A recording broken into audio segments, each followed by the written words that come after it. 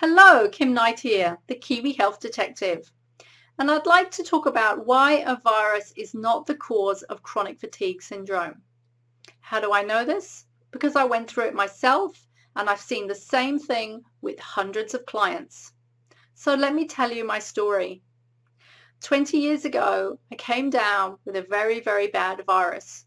I woke up one morning, my throat was like razor blades, very high temperature, very, very sick, in bed for a few days, feeling terrible. And when I came through the major symptoms, normally I would bounce back and I'd be fine within a few days and back at work. But this time it didn't happen. And I was just exhausted. I was dragging myself around the house, and this went on day after day.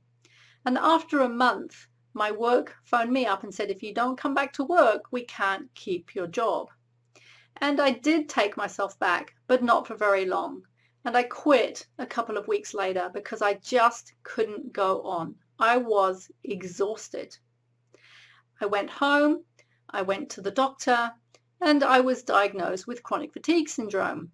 And I was told there's no known cause, maybe it's a virus, but we don't really know what the cause is and we don't have a solution. Go home and rest.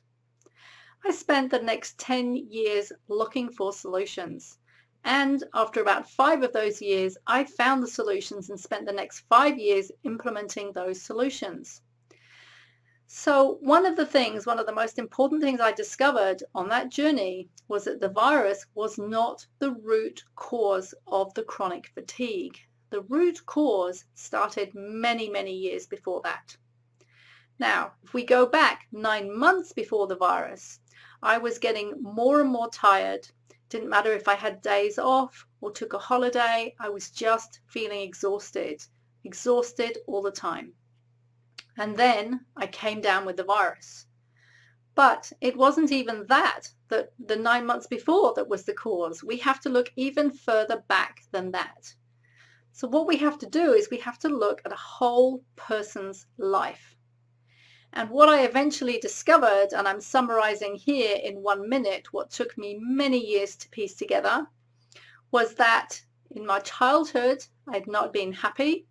I'd suppressed all my emotions. I'd been extremely stressed. My body had been caught and trapped in the stress response, which had led me to not be my authentic self and to create behaviors which were not in alignment with my authentic self.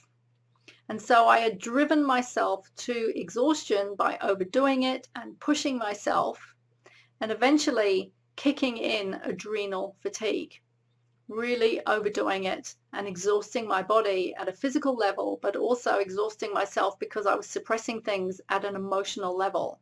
And that went on for years and years, putting my body more and more out of balance as every year went by. And then the 9 months before that virus kicked in, I started to really experience the effects of the fatigue, both emotionally and physically. And then finally, the body, mind just said, that's it. You are way out of alignment. You are way out of balance. You are not living according to what we call the laws of health and the laws of a natural life. And we're going to take you out and we're going to open you up to a virus because you need to be taken out so that you can actually look at what needs to be changed. And that's what happened with that virus. So it laid me out and I never recovered from it.